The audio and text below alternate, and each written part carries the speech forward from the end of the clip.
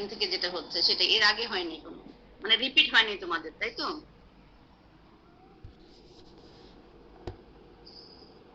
আচ্ছা, আমি ডাক্তার রিনা, associate professor gynae. তোমাদের আজকের টপিক ছিল ফাইব্রয়েড, তাই তো? তোমরা কত আছো এখানে এখন? 155।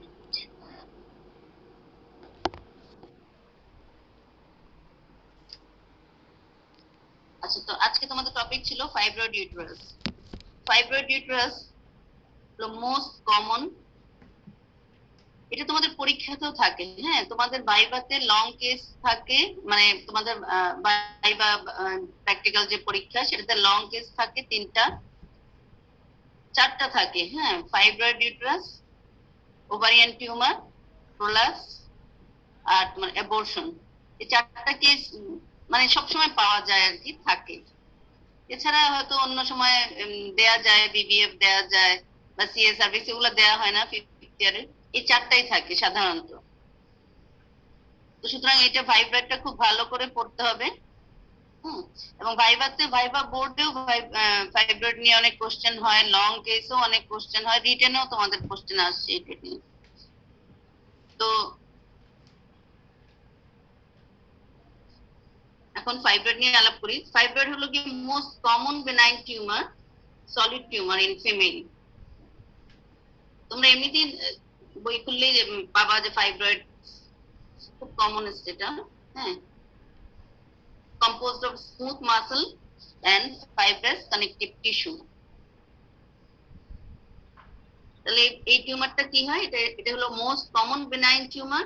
সাধারণত ম্যালিগন্যান্ট হয় না, ম্যালিগন্যান্ট 0.01% কেসে হয়, যখন র্যাপিডলি গ্রোয়িং থাকে তখন, আর না তো সাধারণত হয় না। ইনসিডেন্স হলো 20% of female at the age of 30 have got fibroid uterus. তাহলে 20% অফ দ্য ফিমেলের মধ্যে আমরা 30 বছর এজে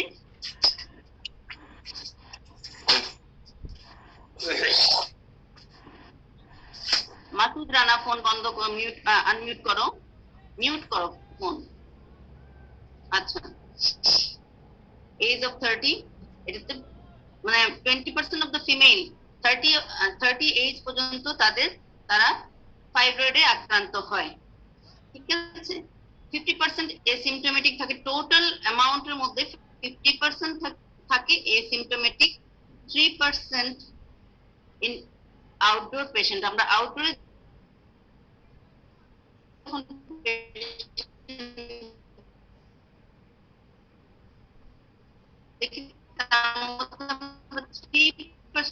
সাধারণত পেয়ে থাকি, and more in black women, হ্যাঁ, আমাদের এই হোয়াইটদের কম হয়, এটা সাধারণত 35 to 45 বেশি থাকে সাধারণত, যেহেতু হরমোন ডিপেন্ডেন্ট টিউমার, সো এটা 35 থেকে 45 এজে বেশি থাকবে।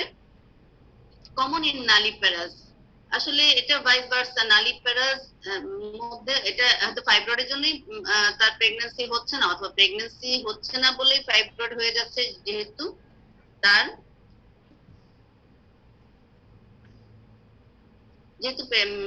প্রেগন্যান্সি হচ্ছে না, হাইপারস্টোজেনিক স্টেজ থাকতে পারে, অ্যানোভুলেশন থাকতে পারে, সো দ্যাট এটা কি হবে, এটা নালিপ্যারাস মানে আমরা সাধারণত পেয়ে থাকি।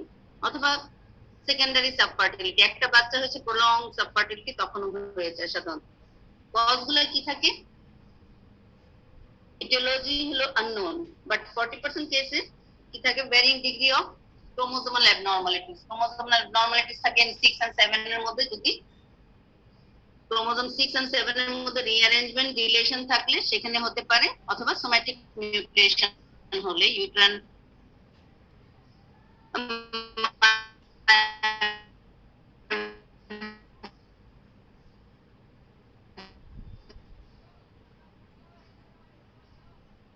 ফিব্রিলের মধ্যে যদি সোম্যাটিক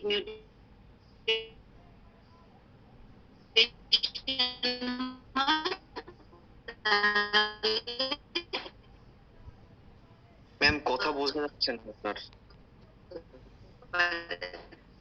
এইগুলো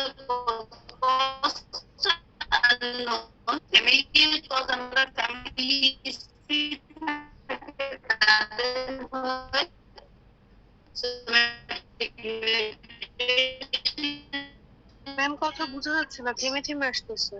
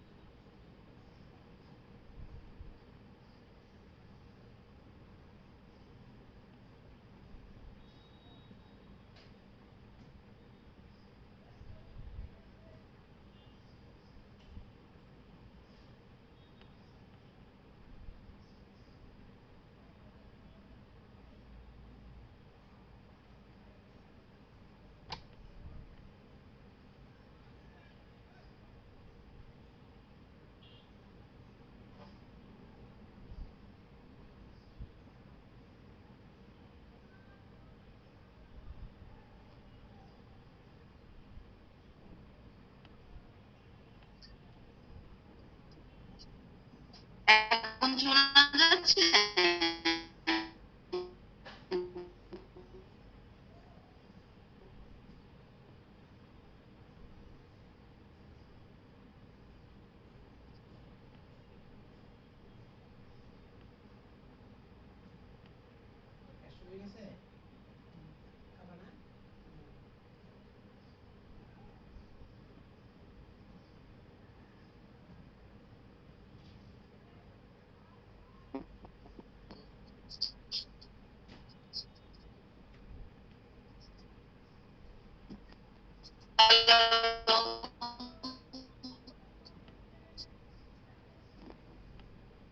কথা কেটে কেটে আসতেছে ম্যাম, বোঝা যাচ্ছে না।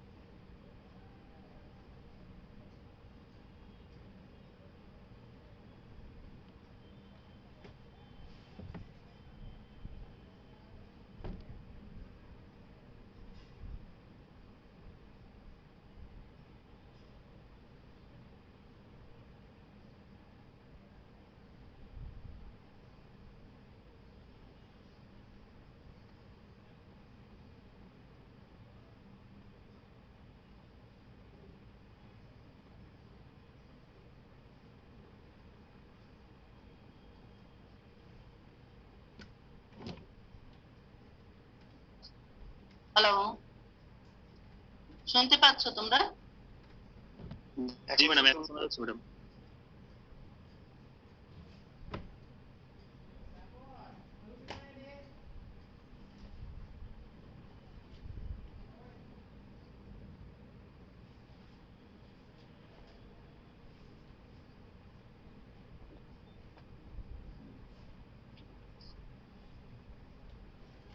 বলো কেউ।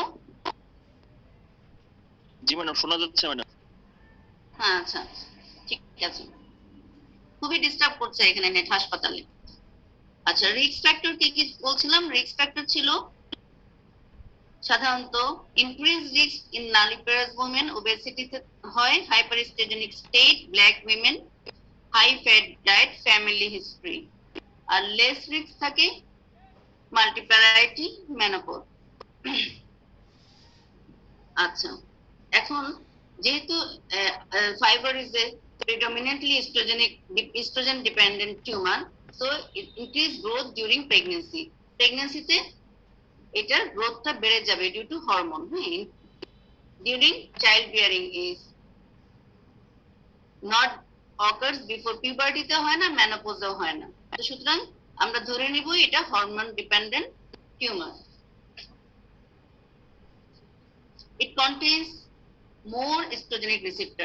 এটাতে estrogenic receptor খুব বেশি থাকে from surrounding tissue, সুতরাং এটা estrogen sensitive, frequently associated with anovulation. আচ্ছা, এটা slowly growing tumor, takes 3 to 5 years to be felt parabdominally. যদি parabdominally আমি পেতে চাই, 5 থেকে 6 বছর আগে। যদি অনেক পেশেন্ট আমরা সাধারণত পাই, ওরা জানেই না, পেটে হাত দিলে দেখা যাচ্ছে ছোট একটা জায়গা, তখন আমরা এটা বুঝতে পারি অনেক দিন থেকে তারা আছে, 5 to 6 ইয়ার ধরে আছে। ঠিক আছে, এটা স্লোলি গ্রোয়িং টিউমার। এটা টাইপ কেমন কেমন থাকে? টাইপ থাকে এটা সাধারণত এটা বডিতে হয় আর সার্ভিক্সে হয়। বডিতে থাকে 95% এর চেয়েও বেশি, আর সার্ভিক্সে থাকে 1 to 2%। সার্ভিক্স গুলো খুব খারাপ, এটার আউটকাম। সার্ভিক্স গুলোই সাধারণত কমপ্লিকেশন তৈরি করে, অবস্ট্রাকটেড লেবার বা সমস্যাগুলো, অ্যাবর্শন এগুলো। তো বডিতে থাকে ইন্টারস্টিশিয়াল থাকে 75%। ইন্টারস্টিশিয়াল মানে মাসলের মাঝখানে থাকে, যেটা যখন এটা বড় হয়ে যায়, মানে পুশড আউট অর ইনওয়ার্ডস। যদি পুশড আউট হয় তাহলে এটা সাবসেরাস হয়, সাবপেরিটোনিয়াল, অথবা যদি পুশড ইনওয়ার্ড হয় তাহলে সাবমিউকাস। তাহলে সাবসেরাস থাকে 15% আর সাবমিউকাস থাকে 5%। তখন আমরা ভাইভাতে জিজ্ঞেস করি যে কোনটা বেশি খারাপ, হ্যাঁ, ফাইব্রয়েডের কোনটা বেশি খারাপ, তখন আমরা বলবো কি সাবমিউকাসটা, যেটা নাকি এন্ডোমেট্রিয়ামের দিকে ভেতরের দিকে পুশড হয়, তখন এটা কি করে, ইনক্রিজ সারফেস এরিয়া করে, বেশি বেশি ব্লিডিং করে। ঠিক আছে, সুতরাং খারাপ যেটা হলো ম্যানোরেজিয়া, ম্যাটোরেজিয়া যেগুলো করে, সেটা সাবমিউকাস ভ্যারাইটিস। এটার মধ্যে সেসাইল আর পেডাঙ্কুলেটেড থাকে। সেসাইল থাকে যেটা স্টক থাকে না, আর পেডাঙ্কুলেটেড থাকে, দু রকম থাকে। আর সার্ভিক্স, সার্ভাইকাল ভ্যারাইটি 1 to 2% থাকে। এটা সাধারণত অ্যান্টেরিয়রলি থাকে, পোস্টেরিয়রলি থাকে, সেন্ট্রাল থাকে, লেটারাল থাকে। মানে সার্ভিক্সের সামনে থাকতে পারে, পেছনে থাকতে পারে, অ্যান্টেরিয়র ফর্নিক্স পোস্টেরিয়র ফর্নিক্সের দিকে থাকতে পারে, অথবা লেটারাল ফর্নিক্স দুই সাইডে থাকতে পারে, অথবা সেন্ট্রালি ভিতর দিকে থাকতে পারে। আর ভ্যাজাইনাল পোর্শন অফ দ্য সার্ভিক্সে থাকলে এটা পেডাঙ্কুলেটেড।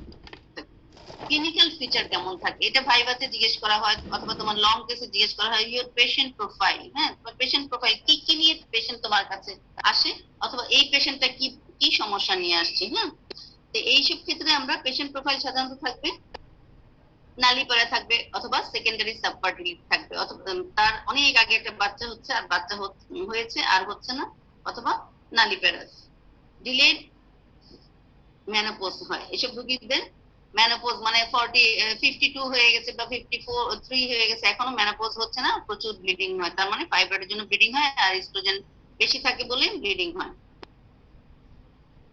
আর পিক লেভেল থাকে কখন, এগুলো পেশেন্ট 35 to 45 ইয়ার্স। সিমটম সাধারণত কি নিয়ে আসে, পেশেন্ট কি কি বলবে, সাধারণত 75% এইসব বডি যে টিউমার থাকে এগুলোর মধ্যে 75%ই এসিমটমেটিক থাকবে। আর সাধারণত আমরা এগুলাকে অ্যাক্সিডেন্টালি খুঁজে পাই, হ্যাঁ, যে ডিউরিং ল্যাপারোটমি অথবা ল্যাপারোস্কোপি অথবা ক্লিনিক্যাল এক্সামিনেশন। আমরা যেমন আমাদের চেম্বারে পাই যে পেশেন্টের হাত দিয়ে একটা পেটের মধ্যে টাকা, আপনি কি প্রেগনেন্ট না, তখন দেখা যায় যে ইনভেস্টিগেশন দিলাম বা বাই ম্যানুয়াল এক্সামিনেশন করে দেখা যায় যে এটা ফাইব্রয়েড ইউটেরাস। আচ্ছা, মেনস্ট্রুয়াল এবনর্মালিটি নিয়ে অনেক পেশেন্ট আসে, যেমন যাদের সাবমিউকাস ভ্যারাইটি থাকে, মেনোরেজিয়া নিয়ে আসে, মেট্রোরেজিয়া নিয়ে আসে। মেনোরেজিয়া হলো বেশি বেশি সাইক্লিক্যাল ব্লিডিং হবে, মেট্রোরেজিয়া এই সাইক্লিক্যাল ব্লিডিং হবে। ডিসমেনোরিয়া নিয়ে আসে। ডিসমেনোরিয়া কেন হবে? যেহেতু যখন পিভি ব্লিডিং হবে, মেনস্ট্রুয়েশন হবে, তখন কন্ট্রাকশন থাকে। ডিসমেনোরিয়া হবে, এটা হলো কি পেইনফুল, কন্ট্রাকশনটা এমন হবে, এসিমেট্রিক্যাল হবে, এক সাইডে বড় একটা টিউমার অথবা ভিতরে যদি পেডাঙ্কুলেটেড ফাইব্রয়েড থাকে সেটা এক্সপেল করার জন্য ডিসমেনোরিয়া হয়ে থাকে। সাবফার্টিলিটি নিয়ে আসতে পারে, বাচ্চা হচ্ছে না এরকম। প্রেশার সিমটম নিয়ে আসতে পারে, ঠিক আছে, পেটের মধ্যে খুব চাপ চাপ লাগে, তারপরে হলো ব্লাডারে চাপ লাগে, ডিসইউরিয়া, ডিসটেজিয়া, অর তোমার যদি ইউরেটারে চাপ থাকে, হাইড্রোইউরেটার, হ্যাঁ, ব্যাক পেইন থাকতে পারে, এরকম প্রেশার সিমটম নিয়ে আসবে। রিকারেন্ট প্রেগন্যান্সি লস নিয়ে আসবে। অনেক পেশেন্ট আসবে বারবার প্রেগন্যান্সি হচ্ছে, বারবার অ্যাবর্শন হয়ে যাচ্ছে, সেটার ক্ষেত্রে আসতে পারে যেহেতু ক্যাভিটিটা ডিস্টর্টেড হয়ে যাচ্ছে। Lower abdominal pain or pelvic pain নিয়ে আসতে পারে, ঠিক আছে। আর অ্যাবডোমিনাল এনলার্জমেন্ট নিয়ে আসে। আমরা অ্যাবডোমিনাল এনলার্জমেন্ট পাই, অতটা এনলার্জমেন্ট পাই না, হাত দিলে পালপেবল পাই, কিন্তু আমি পেয়েছি একটা বেশ বড় একটা, প্রায় 20 উইক সাইজ, আম্বিলিকাসেরও উপরে, জানি না, আনম্যারিড মেয়ে, এরকম হয়ে যায় যে অ্যাবডোমিনাল এনলার্জমেন্ট, তখন তার পেট বড় হচ্ছে, তখন সে আসছে। তো মেনোরেজিয়া সাধারণত 30% কেসের মধ্যে হয়। এটা হলো কি থাকবে, সাকসেসিভ সাইকেলে ইনক্রিজিং থাকবে, হ্যাঁ। প্রোগ্রেসিভ মেনোরেজিয়া যেটাকে বলে, প্রত্যেকটা সাইকেলে আস্তে আস্তে বাড়বে। যেমন পেশেন্ট তোমাকে হিস্ট্রি, তুমি যখন ফাইব্রয়েডের হিস্ট্রি লিখবা দেখবে যে পেশেন্ট প্রোগ্রেসিভ মেনোরেজিয়ার হিস্ট্রি দিচ্ছে। কেন? আগে সে 3টা প্যাড ইউজ করতো, বাট নাও সে 6টা প্যাড ইউজ করছে। আগে 5 দিন যেত, এখন 7 দিন যাচ্ছে, 10 দিন যাচ্ছে, এরকম এরকম একটা হিস্ট্রি দিবে পেশেন্ট। সুতরাং এই সিমটম গুলো নিয়ে পেশেন্ট আসবে। তাহলে মেনোরেজিয়া কেন হয়? মেনোরেজিয়া হয় due to increase surface area, ঠিক আছে। Interference with uterine contracted, surface এরিয়াটা বেশি থাকে কেন? যেহেতু পুশড হয় ভিতর দিকে টিউমারটা, অথবা অনেক বড় টিউমার, যার জন্য এন্ডোমেট্রিয়াল সারফেস এরিয়াটা অনেক বড় হয়ে যায়, যার জন্য ইনক্রিজ সারফেস এরিয়ার জন্য increase PV bleeding, that is menorrhagia. Interference with uterine contracted, ঠিক মতো ইউটেরাস কন্ট্রাক্ট করতে পারে না, তার জন্য হতে পারে কনজেশন, পেলভিক কনজেশন, এন্ডোমেট্রিয়াল হাইপারপ্লাসিয়া, এগুলোর জন্য হতে পারে। আর এছাড়া ইমব্যালেন্স হতে পারে, যে ভ্যাসোকনস্ট্রিক্টর, ভ্যাসোডাইলেটর যেগুলা পড়ে সেগুলোর মধ্যে ইমব্যালেন্স হতে পারে, থ্রম্বোক্সিন A2 আর প্রোস্টাগ্ল্যান্ডিন I2। আর মেট্রোরেজিয়া কেন হয়? মেট্রোরেজিয়া হয় ulceration of the submucous fibroid. Submucous fibroid অথবা ফাইব্রয়েড পলিপ যেগুলা থাকে সেগুলোর মধ্যে যেহেতু কনজেশন থাকে, আস্তে আস্তে ওখানে একটা আলসারেশন ডেভেলপ করে, দেন মেট্রোরেজিয়া হয়। ইররেগুলার মেট্রোরেজিয়া হলো এসাইক্লিক্যাল ব্লিডিং, যখন তখন ব্লিডিং হবে। টর্ন ভেসেল থাকতে পারে, অ্যাসোসিয়েটেড এন্ডোমেট্রিয়াল কার্সিনোমা থাকতে পারে। আচ্ছা, তোমাদেরকে ভাইভাতে কোশ্চেন করা হয়, what are the 4 associated diseases with fibroid uterus? Fibroid uterus এর সাথে কি কি 4টা ডিজিজ থাকে? হ্যাঁ, এটা বলা, যেমন ফলিকুলার সিস্ট অফ ওভারি, হ্যাঁ, একটা এন্ডোমেট্রিওসিস, একটা অ্যাডেনোমায়োসিস, আর এন্ডোমেট্রিয়াল কার্সিনোমা। এই 4টা ডিজিজ প্রায় সময় অ্যাসোসিয়েটেড, 4টা না থাকলে 3টা থাকে, 3টা না থাকলে একটা থাকে। ফাইব্রয়েডের সাথে আমরা ফলিকুলার সিস্ট যেটা বড় বড় পাই, হ্যাঁ, ওভারিতে। তো সুতরাং এইটা একটা কোশ্চেন, কিন্তু তবে এই পড়ার মধ্যে কোশ্চেন তোমরা পেয়ে যাচ্ছ, ভাইবার কোশ্চেন। আচ্ছা, ma'am, follicular cyst, adenomyosis, endometriosis, আরেকটা কি বললেন? Endometrial carcinoma.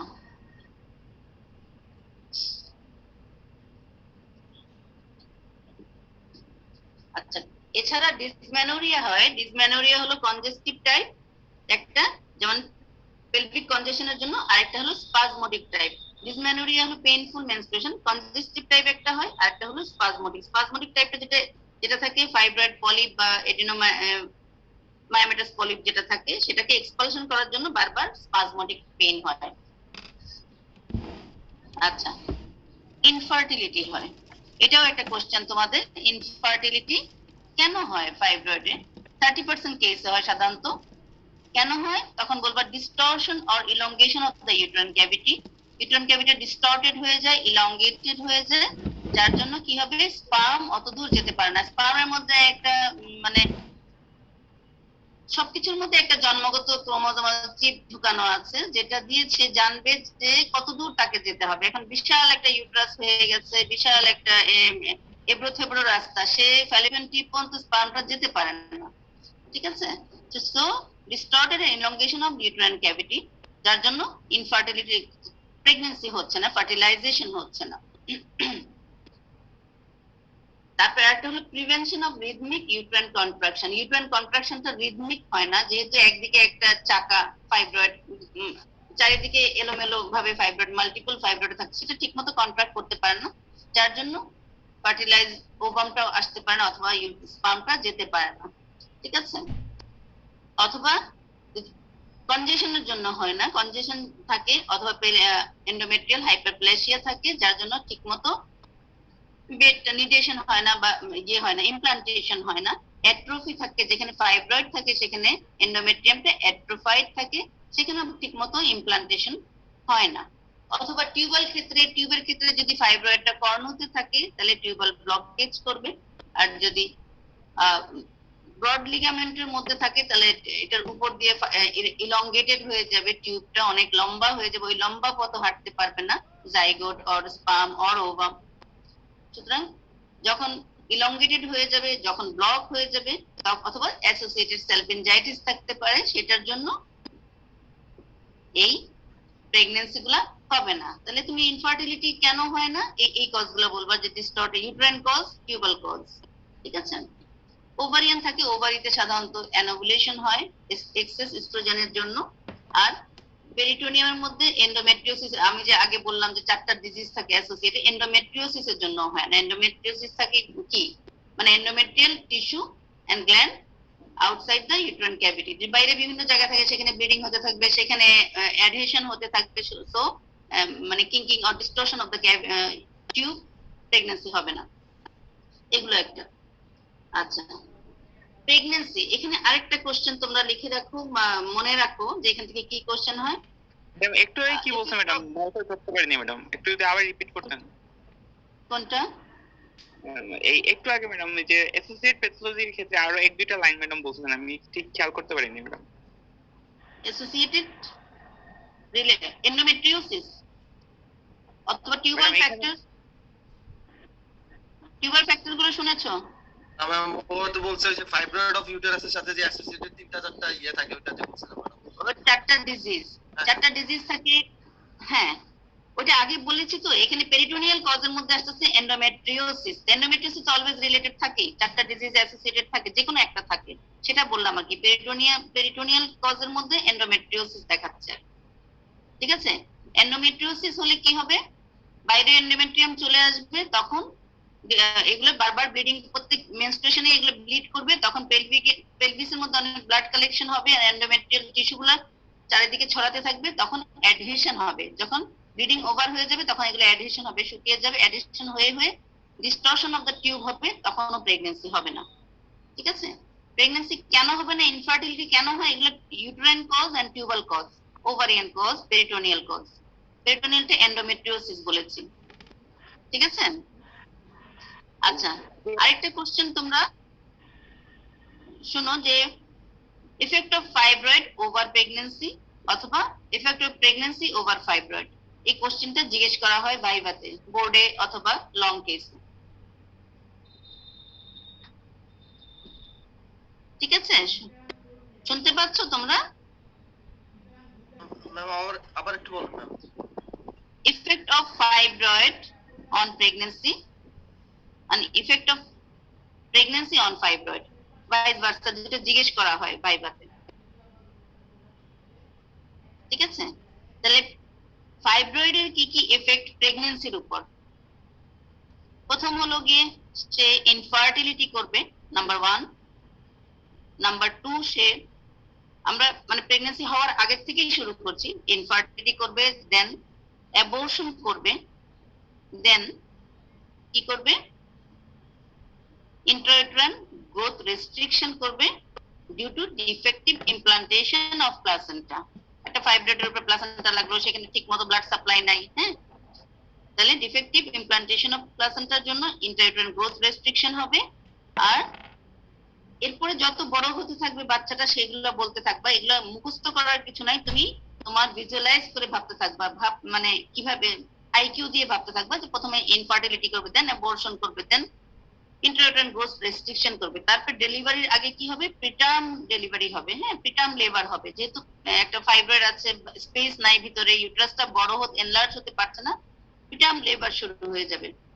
তারপরে যে সার্ভাইকাল ফাইব্রয়েড থাকে অথবা বডিতে ডাউনওয়ার্ডস যদি নিচের দিকে বড় একটা ফাইব্রয়েড থাকে, তখন কি হবে, অবস্ট্রাক্টেড লেবার হবে।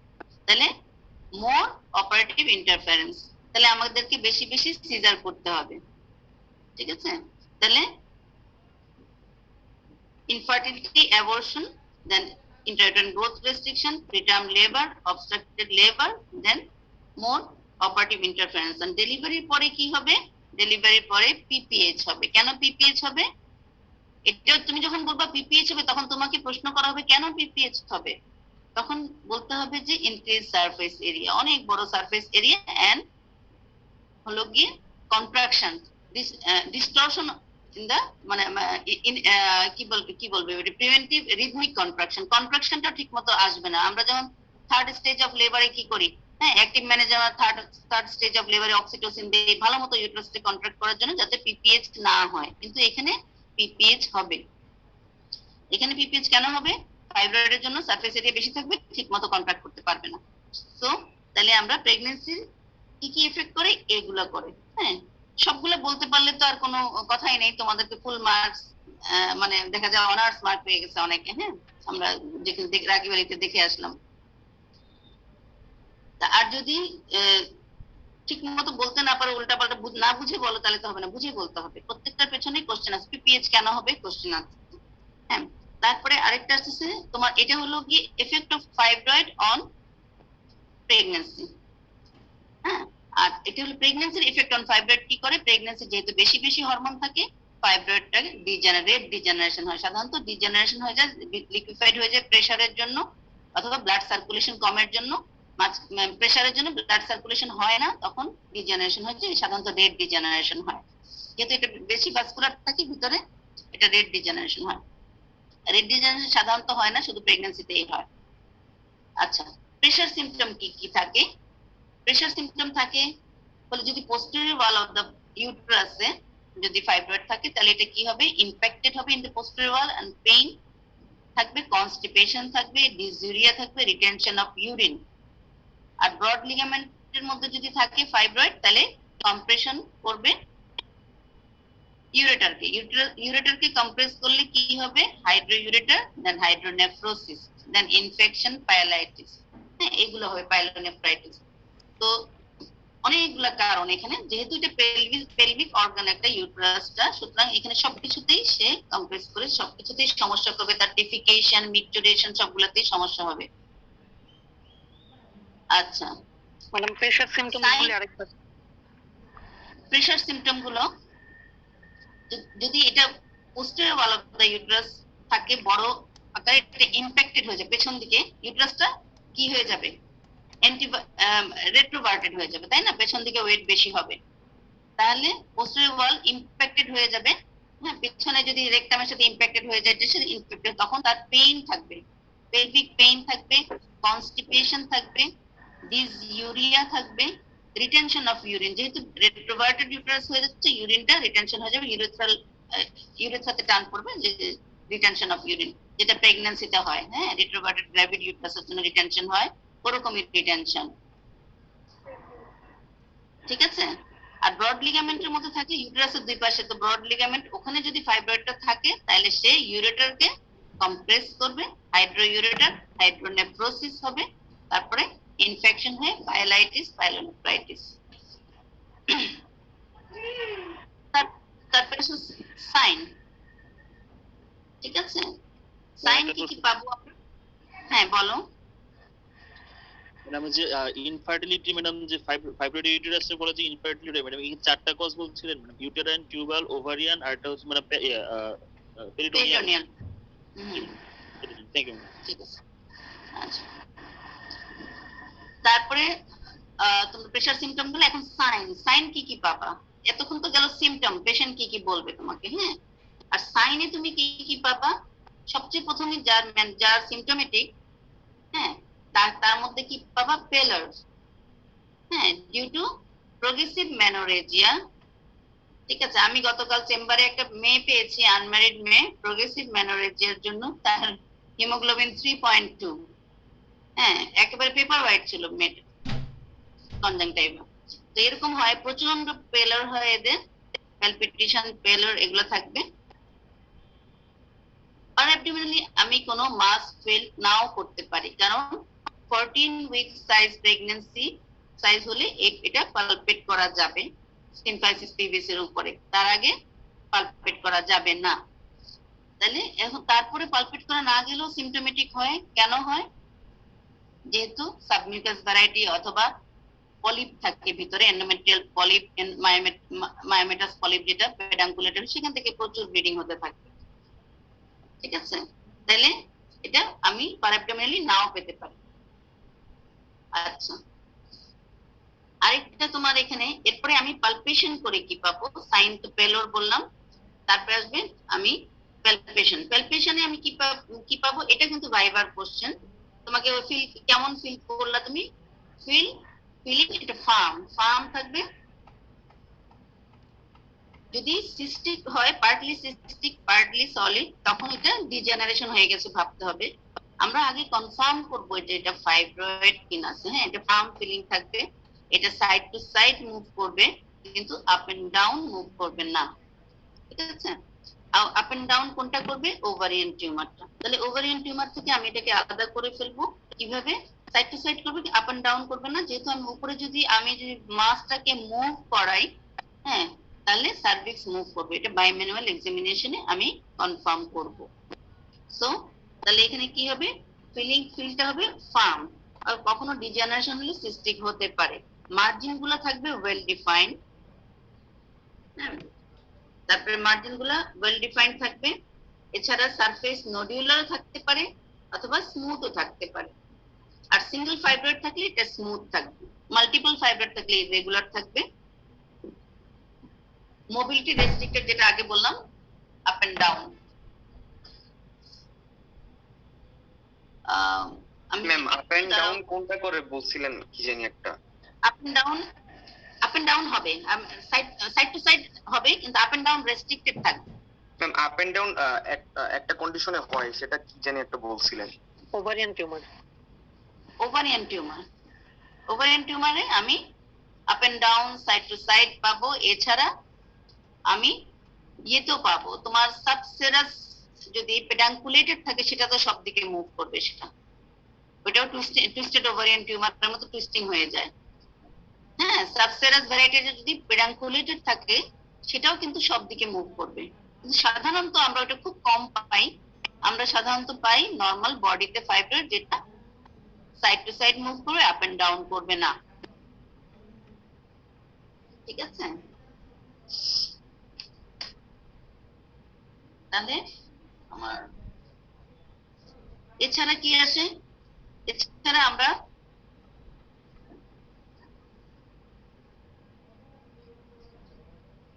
একটা মিনিট দাঁড়াও, আমার কাছে কেউ এসছে, আমি একটু ওদেরকে বলি।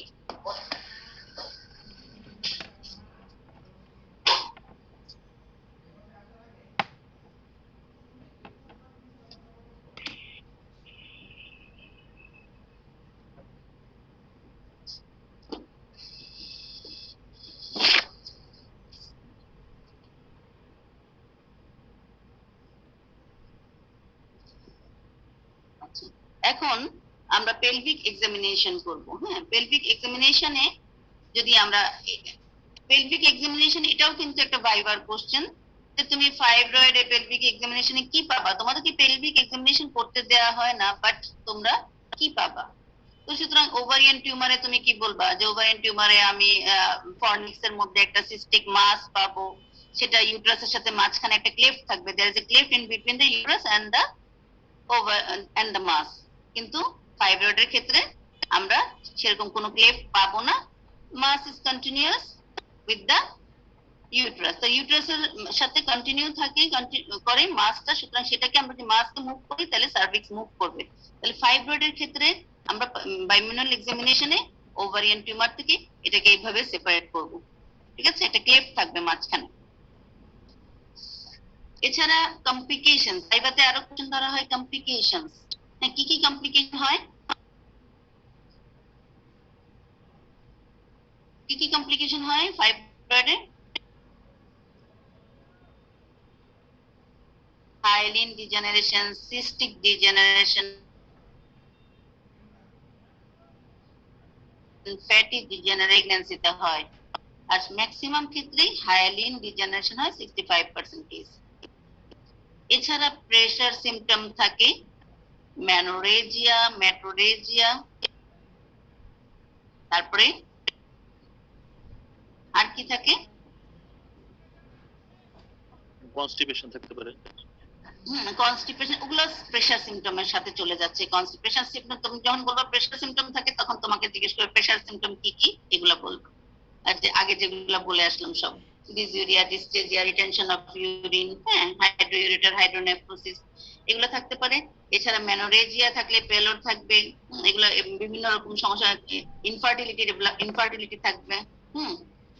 মানে তোমার ফাইব্রয়েডটা ইনফার্টিলিটি করবে। যখন বলবা ইনফার্টিলিটির সাথে সাথে তোমাকে জিজ্ঞেস করবে ইনফার্টিলিটি কেন কেন করে, কি জন্য করে, তখন ওই যে ওইগুলা বলবে increase surface area, increase distortion of the cavity, তারপরে টিউবাল ফ্যাক্টর গুলা, ওগুলা সব এখান থেকে প্রত্যেকটাতে লাইনে লাইনে কোশ্চেন আছে কিন্তু এই ইয়েতে টপিকটাতে।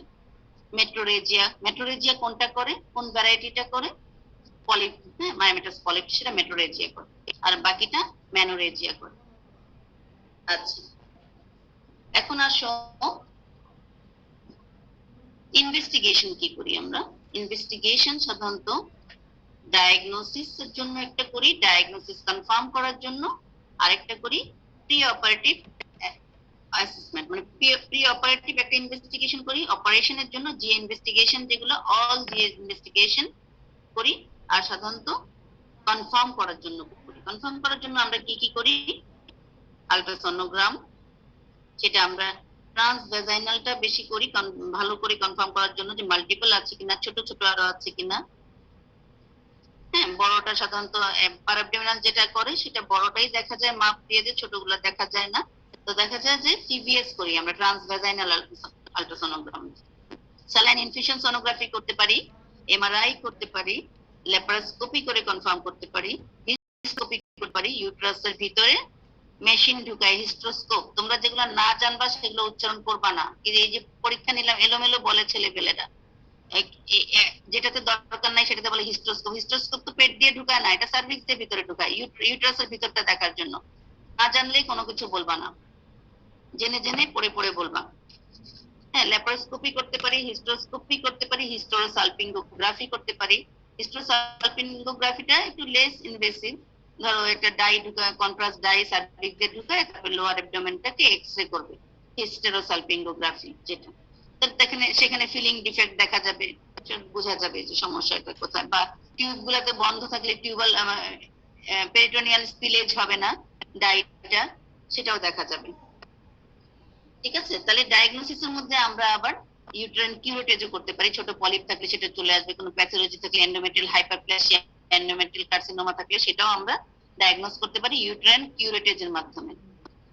আর তোমার যদি জি ইনভেস্টিগেশনে যতগুলো আছে, সিবিসি উইথ ব্লাড গ্রুপিং, তারপরে এক্সরে টেস্ট, তারপরে ক্রিয়েটিনিন, তুমি রোগীটা জি ইনভেস্টিগেশনের জন্য বা তোমার স্পাইনালের জন্য ফিট কিনা রোগীটা, সেটার টেস্ট গুলো আমরা জিজ্ঞেস করি তুমি কি কি টেস্ট করবা।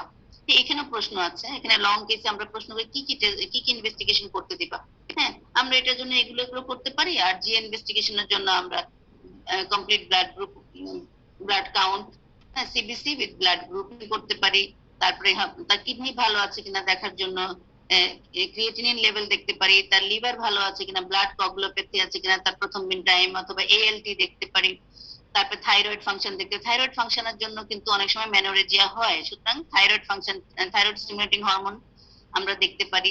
বিটিসিটি, হ্যাঁ, কগুলেশন টাইম, প্রোটিন টাইম, ব্লিডিং টাইমটা দেখি। তারপরে হলো আমরা হার্টের জন্য ইসিজি করি, চেস্ট লাংস এর জন্য এক্সরে করি, এগুলো সব বলতে হবে। হ্যাঁ, এক্সরে, ইসিজি, ক্রিয়েটিনিন, লিভার, এগুলো তোমাকে সবগুলো বলে শেষ করে সবার শেষে আমরা এখানে যদি আমাদের যদি ব্রড লিগামেন্ট বা বড় সাইজের ফাইব্রয়েড থাকে তখন আমরা আইভিইউ করি। হ্যাঁ, ইন্ট্রাভেনাস ইউরোগ্রাফি, যে ইউরেটার গুলো কম্প্রেস কিনা সবগুলো দেখে নেই, বা সাইজটা কত বড় একটু দেখাচ্ছি, আইভিইউ করি। তাহলে এটা গেল আমার একটা কনফার্মেটিভ আর একটা প্রি অপারেটিভ ইনভেস্টিগেশন গুলা। আচ্ছা, ভাইভাতে আরেকটা কোশ্চেন আসে, যখন তুমি বলবা তোমার কেসটা লং কেস, ফাইব্রয়েড ইউটেরাস, তখন জিজ্ঞেস করবো তোমার ডিডি কি লিখেছো তুমি। তোমার ডিডি কি, যখন ডিফারেন্সিয়াল ডায়াগনোসিস গুলো তুমি বলবা তখন প্রত্যেকটা কিন্তু এক্সক্লুড করে বলতে হবে, ঠিক আছে? আমরা এবার প্রোলাপসের মধ্যে যতটাই ডিডি ধরতেছি প্রত্যেকটাই বলতেছি, কিন্তু এক্সক্লুড করতে পারছে না বেশ অনেক সময়, তো সুতরাং এক্সক্লুড করতে হবে। তুমি এখানে বলবা প্রেগন্যান্সি হতে পারে, প্রেগন্যান্সিতে এক্সক্লুড করবা, ফিটাল হার্ট রেট থেকে আলট্রাসোনোগ্রাম করে, ফুল ব্লাডার হতে পারে। আমরা যদি এক্সামিন করে দেখি পেটে হাত দিয়ে একটা লাম্প পাচ্ছি, স্মুথ লাম্প হলেই আমরা এটা ডিডি চলে আসতেছে, এটা ডিফারেন্সিয়াল ডায়াগনোসিসে প্রেগন্যান্সি বলতে পারি, ফুল ব্লাডার বলতে পারি, এডেনোমায়াসিস বলতে পারি, মায়োহাইপারপ্লাসিয়া, ওভারিয়ান টিউমার, টিওমাস, টিউব ওভারিয়ান মাস বলতে পারি। তো ওভারিয়ান টিউমার থেকে তুমি পার্থক্য দেখে অল সাইড মুভ করবে, এটা অল সাইড মুভ করবে না, এটা পিভি করলে এটা ক্লেপ পাবো, এটা সিস্টিক, এটা ফার্ম, এটার মার্জিন স্মুথ, ওটার মার্জিনটা ইররেগুলার হতে পারে, ফাইব্রয়েড। এভাবে এক্সক্লুড করবা সবগুলা। ফুল ব্লাডারটা ক্যাথেটার করলে চলে যাবে। এডেনোমায়াসিস কিভাবে করবা, তার পেইন থাকবে, ইউটেরাসের সাইজটা খুব বড় হয় না, 14 উইক সাইজের বেশি হয় না। হ্যাঁ, যেহেতু ইউটেরাসের মাসলের ভিতরে এন্ডোমেট্রিয়াম থাকে এডেনোমায়াসিসে, সুতরাং পেইনফুল থাকবে, তা হ্যাঁ, খুব বেশি পেইন থাকবে, pelvic pain, dysmenorrhoea, secondary dysmenorrhoea থাকবে। আচ্ছা, এখানে ভাইবার কিন্তু অনেকগুলো কোশ্চেন বলে দিলাম এখানে। এখন আসুন, ডিফারেনশিয়াল ডায়াগনোসিসটা কি আবার একটু বলবেন, মানে এখানে কি কি ডিফারেনশিয়াল আসবে? হ্যাঁ, ডিফারেন্সিয়াল ডায়াগনোসিসটা তো এত স্লোলি বলতেছি, তারপরে কেন লিখো না বা মনে রাখো না? প্রেগন্যান্সি, হ্যাঁ ম্যাডাম তুমি যদি আর করতে ম্যাডাম তাহলে ভালো হয়। হ্যালো, ম্যাডাম এক্সক্লুড গুলো বলো। যদি আপনি বলছেন ম্যাডাম তাহলে ভালো হয়। হ্যাঁ, প্রেগন্যান্সি আসলে প্রেগন্যান্সির সাথে তুমি তো এক্সক্লুড করবা। এই pregnancy say history of amenorrhoea দিবে, তোমার ফাইব্রয়েডে অ্যামেনোরিয়া থাকবে না, ম্যানোরেজিয়া থাকবে, উল্টাটা হবে, ঠিক আছে? এটা হার্ড থাকবে, ওটা মানে ফিটাল পার্টস পেতে পারি আমি, অথবা আল্ট্রাসাউন্ড করলে আমি ক্লিয়ার হয়ে যাব প্রেগন্যান্সি। মানে হিস্ট্রি অফ অ্যামেনোরিয়া তো নাই এটাতে, ইয়েতে ফাইব্রয়েডে। ফুল ব্লাডারে এটা হতে পারে রিটেনশন, তাই এটার জন্য আমরা ক্যাথেটার করলে এটা চলে যাবে, সমস্যা নাই। অ্যাডিনোমায়াসিস এর ক্ষেত্রে আসতে পারে, অ্যাডিনোমায়াসিস সাইজ বেশি বড় হয় না, 14 উইকস ম্যাক্সিমাম হয়, 12 to 14 উইকস। এইটার মধ্যে সিভিয়ার পেইন থাকবে। তারপর এডিনোমায়াসিসটা খুব স্মুথ থাকবে, ফাইব্রয়েড থাকলে স্মুথ নাও থাকতে রেগুলার থাকতে পারে, এইভাবে। তো মানে আলট্রাসোনোগ্রামে কোনো মানে লাম্প দেখা যাবে না এখানে, এটা এডিনোমায়াসিসে স্মুথ থাকবে। এডিনোমায়াসিসের ক্ষেত্রে কি হয়, এন্ডোমেট্রিয়াল টিস্যু উইদিন দা মায়োমেট্রিয়াম, যার জন্য ইউটেরাসটা একটু বড় থাকবে, পেইনফুল থাকবে, সেকেন্ডারি ডিসমেনোরিয়া থাকবে। আর একটা ওভারিয়ান টিউমারটাই বলবা মেইনলি, প্রথমেই বলবা আসলে ওভারিয়ান টিউমারটা আমরা অল সাইড মুভ করবে, এটা side to side up and down, কিন্তু ফাইব্রয়েডটা ওরকম মুভমেন্ট হবে না, ফাইব্রয়েডটা সলিড ফার্ম ফিলিংস, এটাতে সিস্টিক ফিলিংস থাকবে। তারপরে পারভেজানাল এক্সামিনেশনে ক্লেফট পাওয়া যাবে, ওভারিয়ান টিউমারে ওটার ক্ষেত্রে ক্লেফট পাওয়া যাবে না, ওটা হলো গিয়ে মাস মুভ করলে সার্ভিক্স মুভ করবে বাই ম্যানুয়াল এক্সামিনেশন। আর টিউমাসটা থাকবে সাধারণত টিউব ওভারিয়ান মাস, যেটা সেটা সাধারণত ফিক্স থাকে, কিন্তু টেন্ডার থাকে, পিআইডির হিস্ট্রি থাকে, সার্ভাইকাল এক্সাইটেশন টেস্ট পজিটিভ থাকে, হ্যাঁ এরকম। তাইলে সেটা ডিডিটা গেল তোমার। এখন আসো ট্রিটমেন্টে আমরা কি করি, medical treatment and surgical treatment.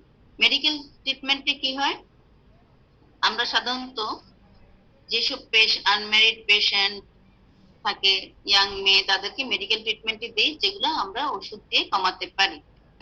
ঠিক আছে। আর যাদের ফ্যামিলি কমপ্লিট, খুব বেশি ব্লিডিং হচ্ছে, এজও হয়ে গেছে 40 আপ, তাদেরকে আমরা এটা কি করি, হিস্টেক্টমি করে ফেলে সার্জিক্যালি প্রসিড করি, সেটা সার্জারির দিকে। কিন্তু মেডিকেল ট্রিটমেন্টে সাধারণত আমরা কি দিয়ে থাকি, তার অ্যান্টি, যেহেতু তার এস্ট্রোজেন বেশি, অ্যান্টি এস্ট্রোজেনিক যেগুলো থাকে গোনাডোট্রপিন দিয়ে থাকি, হ্যাঁ, জিএনআরএইচ অ্যানালগ, হ্যাঁ, অ্যানালগ এগোনিস্ট অ্যান্টাগনিস্ট দুটাই দিয়ে থাকি। তারপরে হলো গিয়ে অ্যান্টি গোনাডোট্রপিন যেটা ডেনাজল দিয়ে থাকি। এগুলোর নামগুলো তোমরা বলতে পারলেই হবে, মিফেপ্রিস্টন, অ্যান্টিপ্রোজেস্টেরন। তারপরে হলো তোমার ব্লাড লসটা কমানোর জন্য, তার অ্যানিমিয়াটা কমানোর জন্য আমরা এগুলো মেডিকেল দিয়ে থাকি, তার সাইকেলটা রেগুলার করার জন্য। তাহলে অ্যান্টি প্রোজেস্টেরন যে মিফেপ্রিস্টন, ডেনাজল, জিএনআরএইচ অ্যানালগ, তারপরে হলো গিয়ে এলএনজি, একটু একটু এজের হলে এলএনজি আইইউএস দিতে পারি, যেমন হরমোন কন্টেইনিং আইইউসিডি, সেগুলো দিতে পারি, অথবা কম্বাইন্ড ওরাল কন্ট্রাসেপটিভ পিল দিতে পারি। ঠিক আছে। আচ্ছা, সিলেক্টিভ প্রজেস্টেরন, এটা প্রজেস্টেরন রিসেপ্টর মডুলেটর, এটা বলা যায় সবার শেষে বলবা, উপরে প্রথমে এই চারটা ড্রাগ বলে নিবা, নাম বললেই হবে। হ্যাঁ, জিএনএস অ্যাগনিস্ট কটার নাম যদি বলতে বলে, হ্যাঁ, গোসারেলিন এগুলো বইয়ের মধ্যে আছে, তোমরা পাবা। হ্যাঁ, অ্যান্টাগনিস্ট সাইপ্রোরেলিক্স, দুইটা একটা নাম বলতে পারলেই হলো। সার্জিক্যাল ট্রিটমেন্টে আসো এবার। সার্জিক্যাল ট্রিটমেন্ট আমরা কি করি? সার্জিক্যাল ট্রিটমেন্ট সাধারণত আমরা কি ভাবে মায়োমেক্টমি করি। মায়োমেক্টমি করি যাদের ইউট্রাসটা তারা কনজার্ভ করতে চায়, তারা মেনস্ট্রুয়েটিং থাকতে চায়, অথবা ফার্দার রিপ্রোডাকশন চায়, বাচ্চা নিতে চায়, তাদের ক্ষেত্রে আমরা মায়োমেক্টমি করি। সো মায়োমেক্টমি কি ভাবে করা যায়? ল্যাপারোটমি করে করা যায়, ল্যাপারোস্কোপি করে করা যায়, হিস্ট্রোস্কোপি করে করা যায়। ইউটেরাস সার্ভিক্সের ভিতরে হিস্ট্রোস্কোপ ঢুকায়, যদি ভিতরে এন্ডোমেট্রিয়ামের ভিতরে সাবমিউকাস ভ্যারাইটি থাকে ওটাও নিয়ে আসা যায়।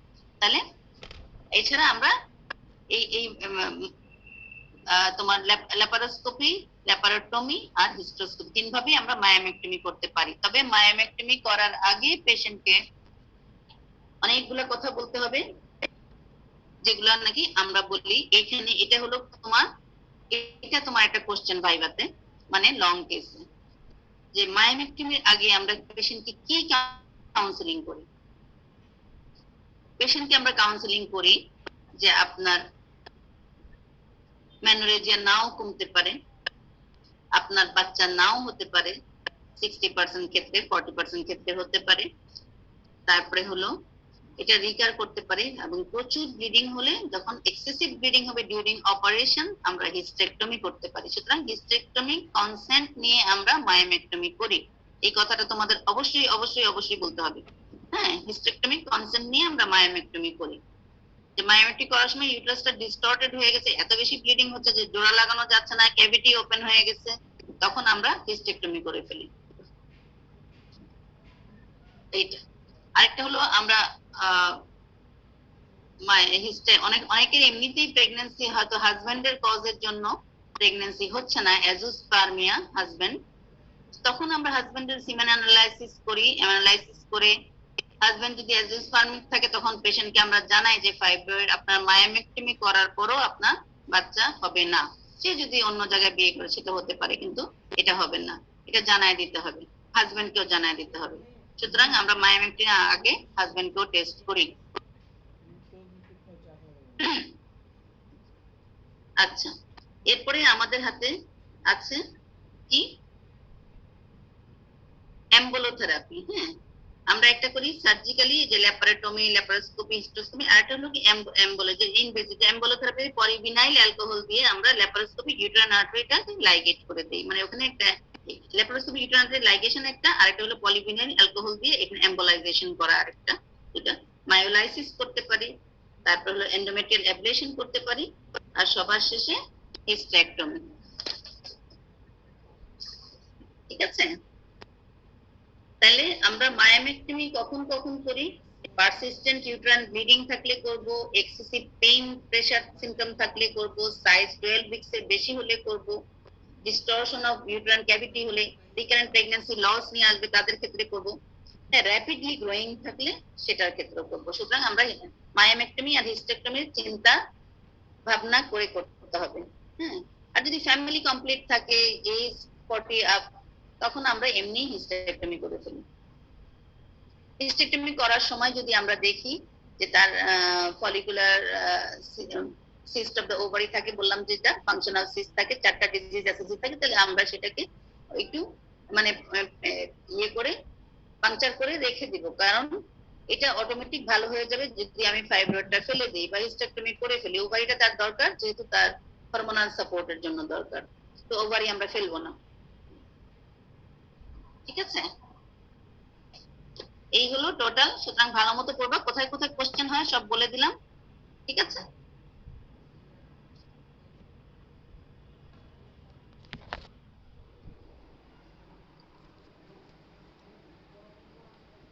কোশ্চেন আছে কোনো তোমাদের?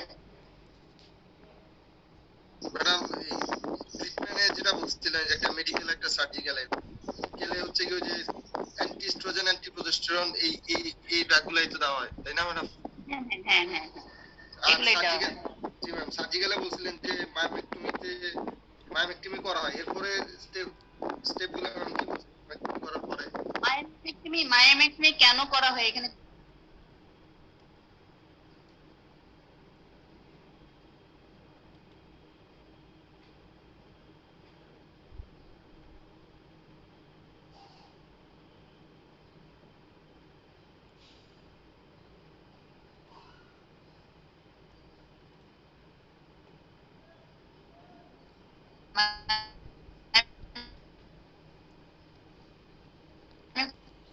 থাকবে, এটা হলো পারসিস্টেন্ট